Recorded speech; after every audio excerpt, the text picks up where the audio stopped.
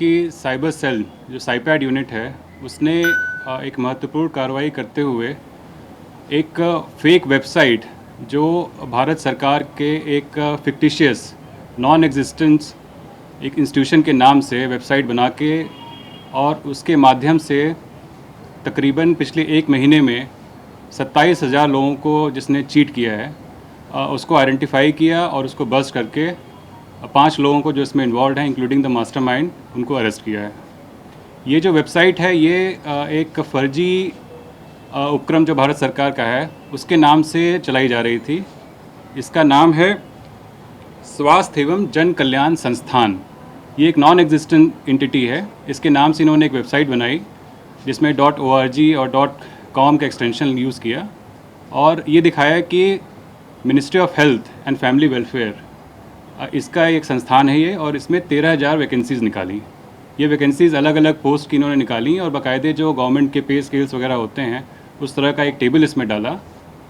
जो वैकेंसीज़ थी और जिन पोस्ट के लिए निकाली गई उसमें जो गवर्नमेंट की जो पोस्ट होती हैं LDC, UDC, accountant, multitasking staff, जो ANM जो ऑक्सिलरी नर्स और एम्बुलेंस ड्राइवर, इस तरह की पोस्ट के लिए इन्होंने वैकेंसीज़ इसमें डाली। बाकायदे इन्होंने पे स्केल्स मेंशन किए जिससे कि कोई व्यक्ति उसको देखे तो उसको ये ना पता चले कि ये फर्जी साइट है। एकदम जेन्युइन जो इस तरह की जॉब नोटिफिकेशंस निकलती हैं उससे मिलता जुलता इन्होंने नोटिफिकेशन इस पर डाला। उसमें जो इन्होंने रजिस्ट्रेशन फ़ीस है उसको भी इन्होंने स्केल्ड वर्जन में डाला। जनरल कैटेगरी के लिए अलग, OBC कैटेगरी के लिए अलग, इस तरीके से ग्रेडेड रजिस्ट्रेशन फ़ी डाली। जो मोडस ऑपरेंडी इन्होंने यूज़ की, नॉर्मली इस तरह की फेक वेबसाइट्स पहले भी बनी हैं, लेकिन इस केस में हमने पाया कि इसमें जो मास्टरमाइंड है रामधारी करके, ये एक ऑनलाइन टेस्ट कंडक्ट कराने का सेंटर चलाता है दिल्ली में, मुंडका में, और जिसमें तकरीबन 500-550 लोगों को ऑनलाइन जो टेस्ट आजकल जितने भी रिक्रूटमेंट के हो रहे हैं ऑनलाइन, उनका एक सेंटर ये चलाता है जिसको कि बड़ी कंपनीज आउटसोर्स करती हैं।